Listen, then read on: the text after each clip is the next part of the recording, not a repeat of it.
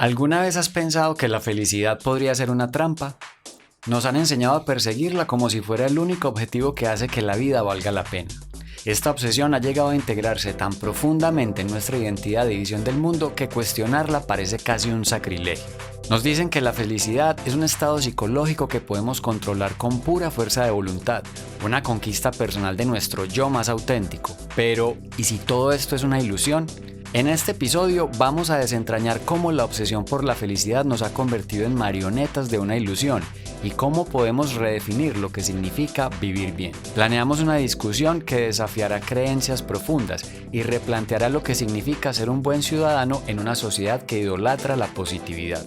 La pregunta que se plantea es si la felicidad es realmente la meta más importante a la que todos deberíamos aspirar.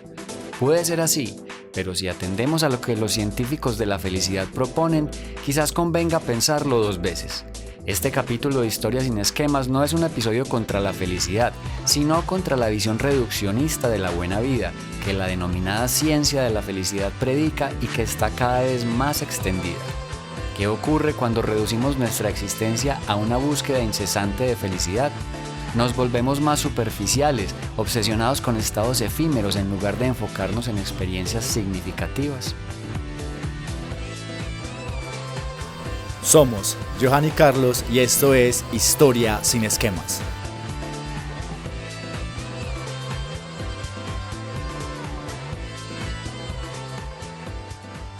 En los últimos años, la psicología positiva ha ganado protagonismo como una rama de la psicología enfocada en el estudio y promoción de aspectos positivos del funcionamiento humano. En lugar de centrarse exclusivamente en problemas y patologías, la psicología positiva investiga lo que hace que la vida valga la pena. Johan, ¿cómo va todo? ¿Qué más, Carlos? ¿Cómo vamos? Un Todo muy saludo bien. a todos los que nos escuchan, a los que nos siguen en redes, a los que siguen los podcasts y bueno, otro nuevo capítulo con otro tema. Vamos a darle un amplio desarrollo, vamos a tener unos capítulos bien interesantes abordando el concepto de la felicidad, pero como lo dijo Carlos en la introducción, no es un ataque a la felicidad en sí, sino a cierta perspectiva que en los últimos años ha venido cobrando importancia, ha venido cobrando protagonismo. Y en nuestras conversaciones creemos oportuno abordarlo, meterle el diente como vos decís y tratar de demistificar ciertas cosas, de construir ciertos conceptos que no sé, tienen ciertas pretensiones ideológicas y que ocultan ciertos intereses detrás. ¿Qué se oculta detrás de esos intereses y esas propuestas? Porque, Johan, en los últimos años la psicología positiva ha ganado protagonismo como una rama de la psicología, enfocada en el estudio y promoción de aspectos positivos del funcionamiento humano. Esta filosofía, en lugar de centrarse exclusivamente en problemas y patologías, lo que hace es que investiga lo que hace que la vida valga la pena. Es decir, es una propuesta un poquito reduccionista. A ver, para explicar al público que no es como especializado en el tema, dentro de la psicología como tal, la psicología tiene varias ramas. En los últimos años, me atrevería a decir unos 20, 30 años, ha venido desarrollándose lo que se ha denominado una nueva perspectiva. Esta nueva perspectiva ha planteado, según ellos, un nuevo camino, una nueva ruta por donde la psicología supuestamente no había transitado, y es abordar los problemas, al contrario, darle solución a los problemas. Abordar las cosas, enfocarse en las cosas positivas que hacen, por ejemplo, a las personas exitosas, a las personas que son felices. Sí. Porque la crítica que hacen muchos de esos autores dentro de esta corriente psicológica es que la psicología anteriormente, según ellos, de los años 40, 50, se dedicaban única y exclusivamente a abordar patologías, a abordar problemas como, por decir, trastornos de ansiedad, asuntos de depresión, y estos, dicen ellos, encuentran una nueva ruta. Sí, o sea, la psicología se dedicaba a encontrar las causas para tratar de resolver los problemas, ¿cierto?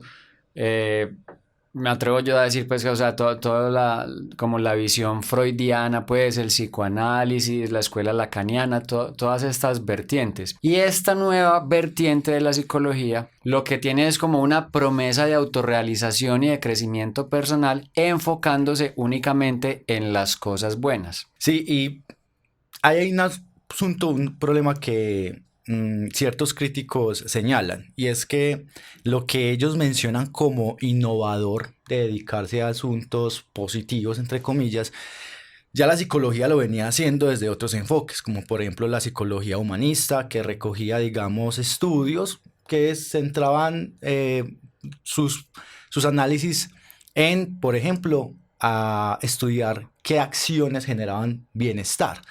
Sin embargo, la corriente de psicología positiva se vendió desde el inicio como algo autónomo, como algo que no estaba conectado con nada anterior, sino que era una especie de nueva revelación. Uno de sus principales fundadores tuvo como una epifanía a partir de una conversación con su hija, sí. Una cosa circunstancial, y tuvo una epifanía, y bueno, aquí como que descubrió una nueva ruta de la psicología y empieza a hablar y a introducir conceptos, ¿cierto? Que van calando dentro del lenguaje de esta corriente, como el florecimiento, como la huida al mundo interior, como la introspección, y digamos, con esos aires de cientificidad, con esos aires de venderse como una verdad objetiva, como algo científico, ha servido en los últimos años de base, me atrevería a decir, justificatoria de toda una serie de productos y una serie de servicios que se venden en la industria de la felicidad, porque hay que decirlo, sí, la felicidad se ha convertido en un negocio extraordinario que vende miles de millones de dólares anuales en libros de motivación, en cursos. Tratemos de recordar, es muy usual en los últimos años observar los listados de países que supuestamente son más felices. Ah, sí, ese listado tiene como un toque perverso ahí, digamos, como la ecuación con la que se hace esa medición. Exacto. Sí, Johan, y no solamente la industria de la felicidad como tal, sino que esta industria encaja dentro de qué engranaje, ¿cierto? Porque va muy ligada a toda la política neoliberal, de lo que tanto hemos hablado nosotros acá en el podcast, cómo todas estas posturas nuevas se integran a, digamos, todo el tema del trabajo, el tema del papel del empleado en la empresa, en un mundo neoliberal en el que se promete y además se exige a ese individuo, a ese trabajador, estar feliz. Es que a eso precisamente apuntaba Carlos con lo que venía diciendo. Cuando vemos, lo mencionaba con estos listados de países felices, con, por ejemplo, cursos motivacionales, estos nuevos influencers, TikTokers o YouTubers que supuestamente tienen, lo dicen así descaradamente, la fórmula de la felicidad. Tal cual. Eso vende. Y esto ha calado profundamente en el mundo empresarial, en el mundo educativo, en el mundo del coaching, que son toda esa serie de personas que a partir de algunos, no todos, de ciertas experiencias traumáticas han recorrido un camino y de un momento a otro salen al mundo a decir, yo pude salir, ustedes también pueden salir, pero no pueden salir sin mi ayuda. Entonces, yo tengo la fórmula, yo tengo la manera de salir de esto. O tengo el hijo de puta curso que te va a sacar de tu miseria. Y bueno, venden millones y millones de dólares. Entonces es un negocio. Hay de fondo un asunto que hay que tener en cuenta, es que este discurso que tiene falencias incluso metodológicas y científicas, porque este enfoque desde la psicología positiva ha sido duramente criticado desde la misma psicología y desde, digamos, personas que tienen sustentos epistemológicos para decir que ciertos estudios tienen falencias en las formas en que aplican las encuestas, en los postulados mismos en los que ellos dicen partir y ser supuestamente objetivos y sin ideología, y en realidad no es tal. Entonces, detrás de estos enfoques y de este discurso tenemos que tener en cuenta que se oculta ciertos intereses de tipo económico y ciertos intereses de materia política, como bien lo decías. Esto perfectamente ha calado en el mundo empresarial, que vamos a tener un capítulo específico para abordar las implicaciones de este enfoque, de esta, tú dijiste ahorita, como de esa exigencia de ser feliz, de enfocarnos netamente en lo positivo, de enfocarnos netamente en olvidar, en lo bueno, en lo alegre. Y obviamente, pues no deja de ser útil a un montón de, vos lo llamás engranaje. No, a un Eh, montón de mercachifles, a un Ah, montón de sí. vendehumos que aprovechan estos discursos supuestamente científicos para vender sus libros de autoayuda, sus libros de motivación. Que, a ver, no es que tenga algo de malo la autoayuda, No, pero para nada. creo que en el mundo de la autoayuda hay que escarbar con mucho cuidado para Sí, encontrar, porque no vamos a negar que hay elementos útiles y buenos que le sirven a la gente. sí, sí. Eso no lo podemos negar. Sin embargo, dentro de ese abanico y ese mundo que en los últimos años ha venido explotándose tanto, hay unas cosas que uno dice, bueno, esto está traído los cabellos y están unidos como con mocos. Sí, es que, o sea, no queremos decir primero que la felicidad es mala, que la búsqueda de la felicidad esté mal, que no sea un objetivo encomiable para cada individuo en la vida. No, eso no es lo que estamos tratando de decir. Lo que nosotros queremos mostrar acá o plantear es que hay formas, ¿cierto? Y una de las formas, o una de las que no debería ser una forma, es recurrir a ciertas personas que porque leyeron un libro o porque tuvieron una experiencia traumática en su vida y luego tuvieron, digamos, un florecimiento y a partir de esto, pues, son unos nuevos seres iluminados, entonces ya pueden ver ya pueden dar un curso y se llaman a sí mismos terapeutas y son personas que no están preparadas para recibir a una persona con problemas y guiarla como en el camino de su vida. Para eso están los psicólogos, están los psiquiatras, están los analistas, que se han preparado para hacer ese tipo de ejercicios con cualquier individuo que necesite ayuda profesional. Hay un asunto, y creo que con lo que acabaste de decir, pues se me vino a la mente, porque, bueno, vamos a distinguir un asunto. La psicología positiva es una cosa que tiene, digamos, su discusión epistemológica y su discusión científica, y sus métodos funcionan, si Sí. sus resultados se ajustan a lo científico. Teniendo en cuenta que han recibido muchas críticas porque todas sus investigaciones flaquean en el tema de los indicadores. Exactamente. Una cosa es eso, y otra que está dentro, digamos, engloba esto, es el pensamiento positivo. Desde dentro del pensamiento positivo, que es un mundo en el que se implica la autoayuda, en el que se implica la psicología positiva, en el que se implica el coso del coaching, se implica, hay una, no sé si la palabra es adecuada, mezcolanza, hay un mix ahí Sí. de cosas, porque uno tranquilamente, y lo he encontrado por experiencias cercanas, amigos que han tenido, entre comillas, terapias, Ajá. de Mentores de yoga, por sí, ejemplo. expertos que mezclan asuntos espirituales, asuntos de orden, algunos incluso mezclan ahí, no sé cómo berracos lo meten, física cuántica y psicología y psicoanálisis y yo no sé qué mierdas, y al final termina siendo una colcha de retazos de un montón de discursos que terminan banalizando otros Exactamente. aspectos de orden filosófico, de orden espiritual, que cada uno en sus campos, digamos que tienen cierto asidero, cierta explicación, cierto Sí, por sustento. supuesto. Pero estas personas lo que están haciendo es una especie de pastiche, una colcha de retazos con cositas de por acá, con cositas de por acá. Está ahí, por ejemplo, el estoicismo. El estoicismo les encaja perfecto en todo este discurso. Todo esto del vivir el ahora, vivir el presente. Por supuesto que no está mal, ¿cierto? Tratar de llevar una vida como en un estado de neutralidad. Nosotros no estamos diciendo que eso esté mal. Lo que pasa es que se crean unos discursos muy amañados. Y las personas que están haciendo esto están orientando con estos discursos que no tienen ningún asidero, que no tienen ningún fundamento, están orientando a personas que necesitan, repito, lo digo nuevamente, apoyo o ayuda profesional.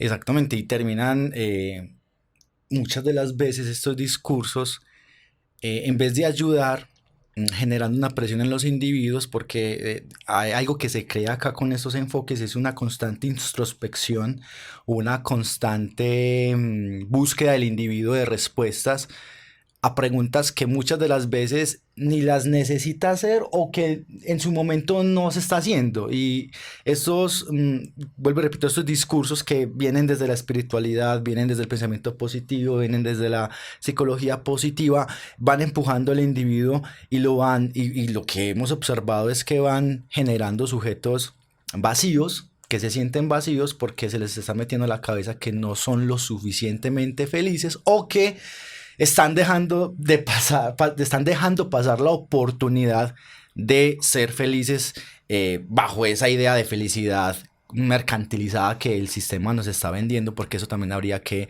discutirlo. Exactamente. Y hay una cosa, Johan, ahí, y es que se generaliza el estado consciente o inconsciente o la salud mental de toda la población, ¿cierto? Porque lo que promueven es que sí, uno puede salir adelante, uno puede resolver sus propios problemas, pero resulta que es que los problemas psicológicos de cada individuo son un universo distinto. Algunos podrán decir, no, sí, yo voy a adoptar una actitud positiva a partir de esto, me voy a tirar, porque, bueno, o sea, dentro de todo esto de la psicología positiva han salido un montón también de fórmulas, quién sabe si eso sí, pues los biólogos dicen que eso es imposible. Por ejemplo, si uno se sube las comisuras de los labios a ambos lados, si uno se pone una sonrisa en la cara, la actitud inmediatamente cambia. Y uno se pone más positivo, confía más en uno mismo. O que si, por ejemplo, apoya las manos sobre la cintura, que eso le da una actitud de empoderamiento y que ya uno puede conquistar el mundo simplemente con adoptar una postura con su cuerpo. Que eso sea cierto o no, yo no lo sé, pero estas son el tipo de fórmulas que venden estos mercachifles y que esa es la cosa, que es que lo están vendiendo y están embaucando a mucha gente. Claro, Entonces, había otra afirmación de ese tipo de estudios que decía que dentro de las rutinas diarias para conseguir la felicidad, que de nuevo, me insisto, algunos estudios, entre comillas estudios, han mostrado eso, pero de nuevo, como decías Carlos, ha recibido demasiadas críticas en sus metodologías y demás, pero dentro de sus recomendaciones algunos decían, y yo me quedaba pensando que dentro de ciertas mañanas o en la rutina diaria había que, por ejemplo, levantarse, abrir la ventana, recibir el rayo de sol, agradecer, sonreírle al mundo y el mundo te iba a sonreír. Todo bien hasta ahí, pero el mundo te va a sonreír. Suena espectacular. ¿Cuál mundo? Pero yo ahí tenía una crítica y es que, a ver,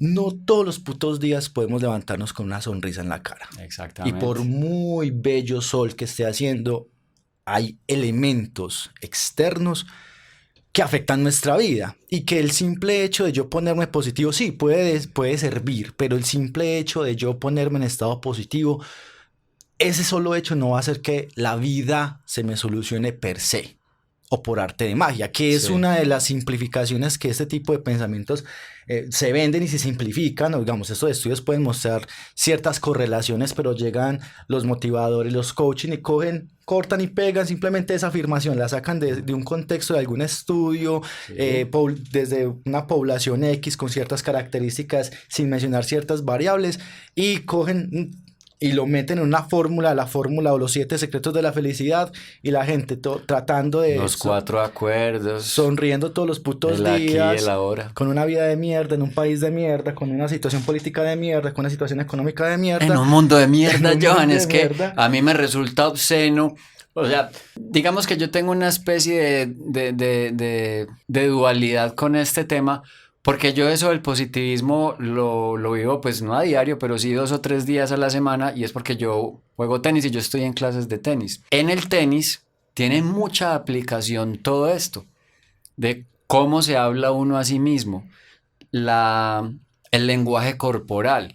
Cuando uno comete un error, ¿qué es lo que se tiene que decir uno a sí mismo para no seguir cometiendo ese error durante el partido? Pero ojo, es que estamos hablando de un juego y es un juego que se acaba en 45 o 50 minutos y yo lo veo, o sea, yo lo vivo cuando yo cojo la raqueta y me equivoco muchas veces y empiezo a decir, no, es que yo soy muy malo, yo soy muy marrano para este deporte.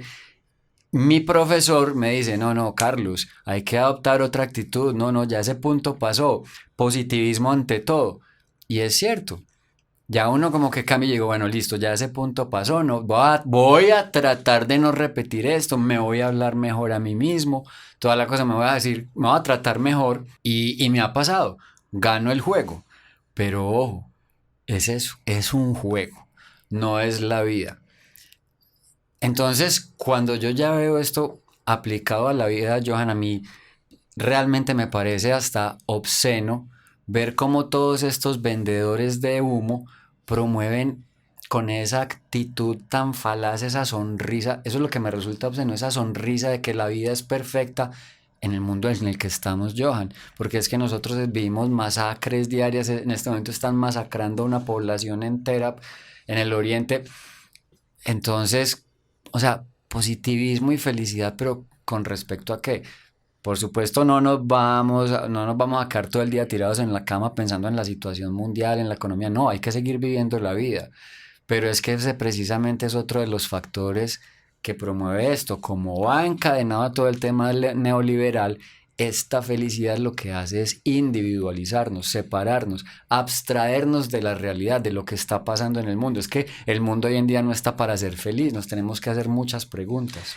Ahí te respondería un psicólogo positivo, esta gente de la psicología positiva. No, es que no hay que pensar en ese tipo de problemas, porque dentro de la clasificación de esa gente tienen, miren, me parece a mí perverso, la separación de emociones positivas y las emociones negativas. Entonces un pensador positivo, un psicólogo positivo, algunos pues te dirían, no, Carlos, es que te estás enfocando demasiado en lo negativo. Saca lo negativo de tu vida, es decir, olvídate de las masacres, olvídate, no veas noticias incluso, olvídate de la política, concéntrate en tus objetivos, enfócate en ti mismo, enfócate en el aquí y en el ahora, y eso suena bien, digamos, eso suena chévere. Hay un problema sociológico y es que si nos damos cuenta es un discurso que cabe perfectamente en la individualización que busca el sistema capitalista neoliberal, que es desconectarnos de la vida política, entender la política como algo ajeno a nosotros, simplemente como en el mercado electoral, simplemente escojo entre el mercado electoral un montón de políticos al que mayor se parezca a mis gustos, al que yo pueda como elegir, al que yo pueda, no sé, manosear, se identifique más o menos conmigo y que él haga el resto, pero yo me desentiendo de la política. Yo me concentro en la consecución de los bienes materiales que me procuren felicidad a mí. Yo por qué putas me voy a preocupar por los niños que están muriendo en el África o en el Chocó o en la Guajira. A mí qué putas me importa que las mujeres estén siendo asesinadas por sus parejas. A mí qué berracos me importa que en el campo colombiano los campesinos no puedan. A mí me importa un culo. Yo con tal de tener mi vida cómoda, sencilla, que pueda tener acceso a internet, una vida placentera. Y publicarlo en Instagram. Y publicarlo en Instagram me basta y me sobra. Con tal de que yo tenga ese puta link ahí, sus corazoncitos, tengo dopamina en mi cerebro y eso es la búsqueda de mi felicidad. ¿Cuál es el problema? El problema es que nos desconecta como individuos de otra serie de complejidades, porque no somos individuos aislados, sí somos individuos en un marco social. Que nos guste o no, indirecta o directamente estamos conectados con nosotros. La pretensión de pretender que podemos alcanzar la felicidad en un mundo que no es feliz, me genera ciertas dudas, Carlos. Me genera ciertas dudas y es a lo que hay que, digamos, el propósito de este primer programa, cuestionarnos qué tipo de felicidad nos están vendiendo, qué tipo de felicidad es a la que estamos aspirando y qué otras aristas tiene alrededor. Porque es que no es gratuito, Carlos, que este tipo de enfoque científico, este tipo de literatura reciba tanto apoyo. O sea, empresas como Coca-Cola, empresas como P.J. Morgan o otras multinacionales han invertido miles de millones de dólares en investigaciones para descubrir la supuesta fórmula de la felicidad. Y qué coincidencia que el sujeto feliz el resultado de este montón de estudios es el sujeto individualista, hiperconsumidor, que se preocupa por sí mismo, resiliente, emprendedor, en un mundo precisamente marcado por el consumo y las precariedades económicas que empujan a ciertos individuos precisamente a sobrevivir en este mundo salvaje, capitalismo salvaje. Sí, es que ahí se me dispara a mí el breque de la conspiración. Cuando hablan de donaciones de P.J. Morgan, cuando hablan de fundaciones que están destinando muchos dineros en Estados Unidos a estas investigaciones, repito, muy amañadas, a mí ahí mismo se me dispara el Daniel Stulin que llevo por dentro y me dice, alerta, alarma, esto puede ser puro Instituto Tavistock, esto puede ser puro adoctrinamiento, y en realidad toda esta literatura lo que hace es eso. A mí hay algo que me resulta sospechoso, Johan, y es que de por sí la psicología positiva es fácil, es una literatura fácil, entonces muchas personas tienen acceso ya a esto con cualquier par de libritos que se lean, 2 o 3 autores que se leen. Ya la gente se considera un terapeuta que cree que tiene la fórmula de la vida, la fórmula de la felicidad, y empiezan a tratar.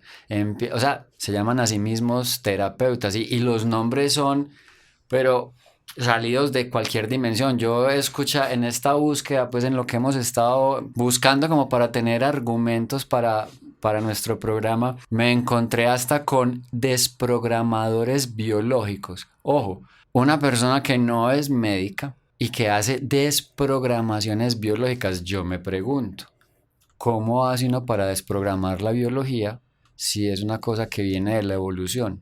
¿Cuántos siglos lleva la biología programándose para que alguien diga que puede hacer desprogramación biológica y que le puede resolver la vida a un individuo que necesita ayuda profesional?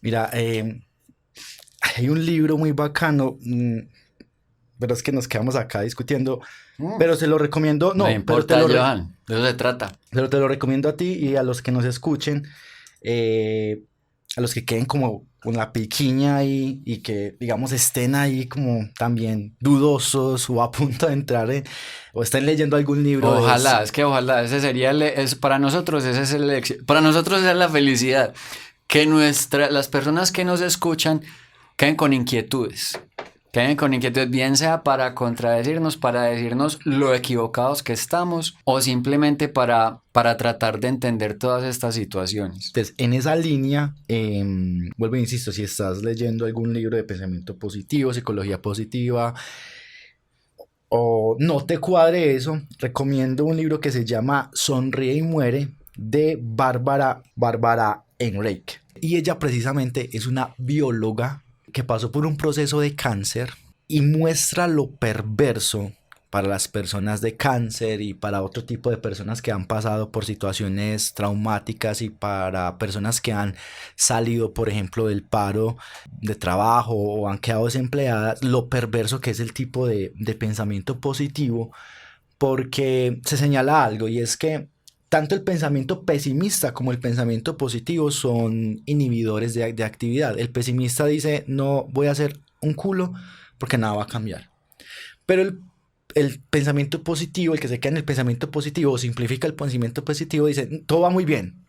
Todo va marchando. Y no tengo que hacer nada porque todo se va a dar. El universo conspira en mi favor. O si yo lo pienso, se hace real. Si lo pienso, se hace real. Sí. Todo está en mi mente. Ahí sí, como decís vos, Foucault te respondería: el universo no puede conspirar a tu favor porque el sistema está en tu contra. Exactamente. Y muestra cómo desde la biología, desde las ciencias naturales, muchos de esos supuestos estudios que tienen validez supuestamente científica, esa señora en un tono sarcástico, pero en un tono muy ameno durante todo el libro, deconstruye y le da con un garrote sabroso a ese tipo de pensamiento, porque ella afirma que muchos de esos estudios o las conclusiones de esos estudios causan ofensa a la inteligencia. No tiene ningún tipo de sustento, ni siquiera científico, porque al analizarlo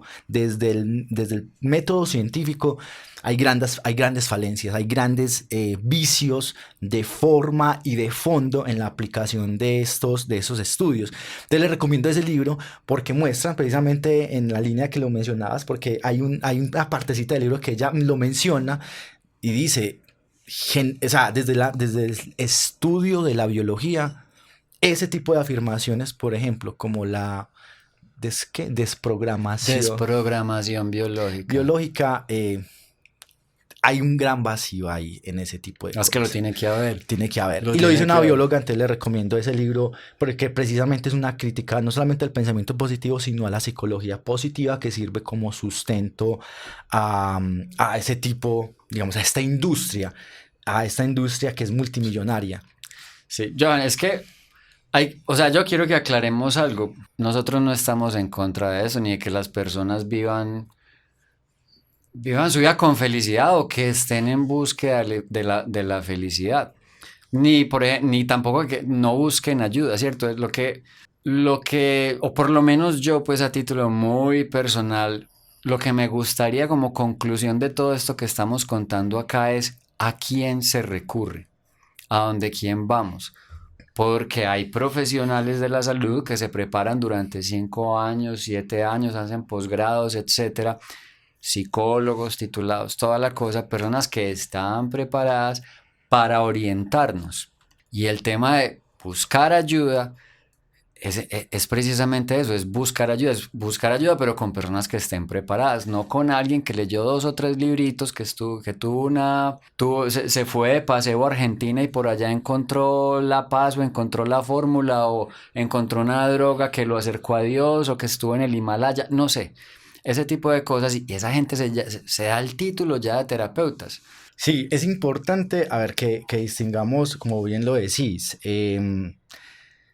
Sí, en la vida todo se trata de equilibrio, ¿cierto? No se trata entonces de ser unos completos pesimistas y decir todo va mal y quedarnos en la inacción, pero tampoco quedarnos en la simplificación, porque es que hay algo que yo insisto y es la simplificación que desde ciertos lugares no, no únicamente la autoayuda, porque es que, insisto, es simplemente dar una revisada a redes sociales, es una revisada a YouTube, es una revisada en TikTok.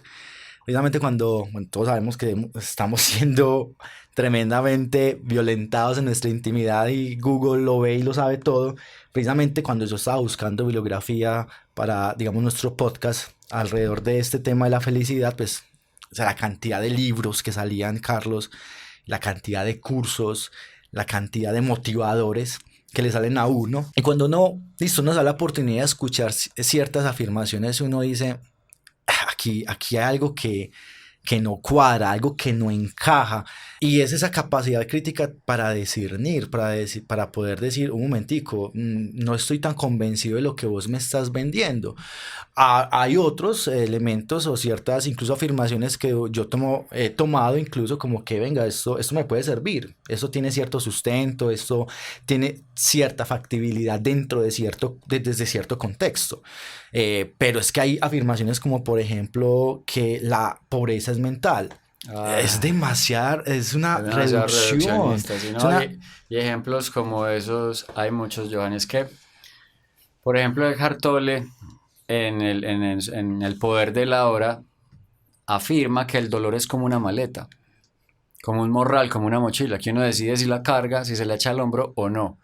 Y pues o sea, yo no sé nada de psicología, yo no sé nada de análisis, de psicoanálisis. Yo leí El malestar en la cultura de Freud, pues, pero eso no me da ningún título, ¿cierto? Pero yo sí le creo más a Freud y yo pienso que ese dolor no es una maleta, sino que ese dolor de alguna manera está metido en nuestro psique por allá y está afectando todas las decisiones que nosotros tomamos, la forma en que nos relacionamos, etcétera, y que no es una maleta, no puede ser una cosa tan material y tan fácil de resolver. No, el dolor, yo decido si lo dejo ahí. No, las cosas no pueden ser así. Entonces, ese son el tipo de diferencias precisamente como tan reduccionistas de toda esta psicología positiva y es que en realidad el dolor no es una maleta, el dolor está dentro de ti y a eso hay que darle gestión, pero ¿cómo se le da gestión? ¿Y con quién se le da gestión? Porque yo tengo el caso, Johan, de una amiga, espero que no me metan a la cárcel por esto, pero yo tengo el caso de una amiga que iba donde una mentora de yoga y esta mentora de yoga le estaba ayudando a resolver su vida, mapas de sueños y todo este tipo de cosas y mi amiga tomó muchas decisiones con base en todo este tratamiento. Y ella una vez me contó la historia, que esa mentora de yoga era como medio deschavetadita y salía como con cosas muy atravesadas y que una vez llegaron a la sesión y le dijo, pucha, estoy embarazada y no sé quién es el papá. Y yo pensaba, y esta es la persona que te está ayudando a encontrar el camino de tu vida. Entonces, es precisamente eso. Si necesitamos ayuda, busquemos profesionales de la ayuda. y ser críticos digamos, también al tipo escuela a la que este tipo de personas, a escuela me refiero al tipo de enfoque que maneja, ¿cierto? Porque Sí. dentro de la psicología pues hay diferentes tipos y hay diferentes tipos de profesionales Diferentes vertientes, sí. para tratar diferentes tipos de patologías o de diferentes tipos de problemas o digamos, también hay gente profesional encargada de hacer ese tipo de encaminamiento personal. Lo que pasa es que con este afloramiento y demanda de la felicidad, porque qué paradójico que precisamente en una época en la que la felicidad es uno de los valores por encima, me atrevería a decir, de la justicia, de la igualdad, la felicidad está como un eje fundamental, hegemónico, o sea, lo acepta el feminista, lo acepta el conservador, lo acepta un montón de gente. Parece que todo el mundo está de acuerdo en que todos queremos la felicidad. En ese afloramiento, pues hay gente aprovechada que se aprovecha de la situación. Quisiera terminar con ya casi para terminar, les traigo la fórmula de la felicidad. Uno de los autores principales de la psicología positiva en uno de sus libros, tiene la fórmula de la felicidad. Entonces, según este autor, la auténtica felicidad, según Seligman, que es uno del fundador de esta vertiente. Sí, el hombre que tuvo esa epifanía con su hija. Exacto. Su apellido la es Seligman. Felicidad se puede expresar en la siguiente fórmula. F, felicidad, es igual a R más B más C. La ecuación es la siguiente. Felicidad es igual a rango fijo. Ahorita les explico qué es el rango fijo, más voluntad, más circunstancias. Esta fórmula, digámoslo, es la siguiente. Felicidad es igual a la variable R, que es el rango fijo, la cual está... el rango fijo es lo que es la predisposición genética. Sí. Entonces, ese rango fijo cuenta con un 50% para determinar la felicidad de las personas. Los factores, por ejemplo, cognitivos, que es el de la voluntad, eso entraría dentro de la voluntad, dentro de la B, lo que es los factores cognitivos, los emocionales, explicarían el 40% de la felicidad, ¿cierto? Y el resto, que es, digamos, la C, que es el restante de las circunstancias económicas, solo ocupa un 10%. Ah, bueno. Entonces, según este man, la fórmula de felicidad es muy sencilla. O sea, solo tenemos que trabajar sobre ese 40% que están en los factores evolutivos, están los factores cognitivos y los factores emocionales. Según ese científico, o sea, no hay que preocuparse. Bueno, por lo genético ya viene determinado. Sí, el kit con el que nos dotaron nuestros padres. Y los genes, ¿cierto? Hay cierta predisposición genética, entonces bueno. Y las condiciones sociales, miren, dentro de la fórmula que él plantea, es solamente un 10%, con eso no hay que batallar, es decir, no importa. Lo importante es cambiar tu chip. Ajá, ¿cierto? Entonces la felicidad se encuentra en tu mente. Eso obviamente choca con algunos problemas, pero bueno, dentro de la psicología positiva se estima que ese 40% es susceptible de modificación. Y ahí es donde entran todo ese tipo de terapias, de recetas, de rutinas diarias, que ha entrado de todo, Carlos. Ha entrado de las cosas más inverosímiles o cosas traídas de los cabellos y otras que efectivamente son saludables. Cito alguna de ellas. Es que todo es saludable. Es que todo es saludable, Johan. Cualquier actividad de estas, esa teoría de que si uno durante 21 días aplica durante 21 días determinado ejercicio, eso ya se convierte en un hábito y que los hábitos con disciplina nos van a llevar al éxito. Es que eso desde ningún punto de vista está mal, ni es algo malo. La cosa es que la psicología positiva desconoce el contexto. Desconoce el contexto y es algo importantísimo para la psicología porque es la formación. O sea, nosotros desde que salimos del vientre de nuestras madres, nosotros estamos grabando cosas, sucesos, todo nuestro contexto nos afecta. Entonces, o por ejemplo, también el asunto de la meditación. La meditación es un ejercicio saludable. Es una excelente herramienta. Y ahí entra pues dentro de esas recomendaciones. Es decir, no todo es desechable dentro de esas recomendaciones, pero hay que tomar con pinzas otra serie de recomendaciones. y como bien lo decís, el contexto. Y es precisamente eso que vos mencionas, Carlos, o que acabaste de mencionar, es precisamente una de las críticas que hace Ehrenreich, donde plantea entonces que si solamente para alcanzar la felicidad es necesario preocuparnos por ese 40% en las que están las condiciones psicológicas, ¿para qué putas preocuparnos por las condiciones laborales o las condiciones sociales? Solo ocupan un 10% dentro de esa supuesta fórmula.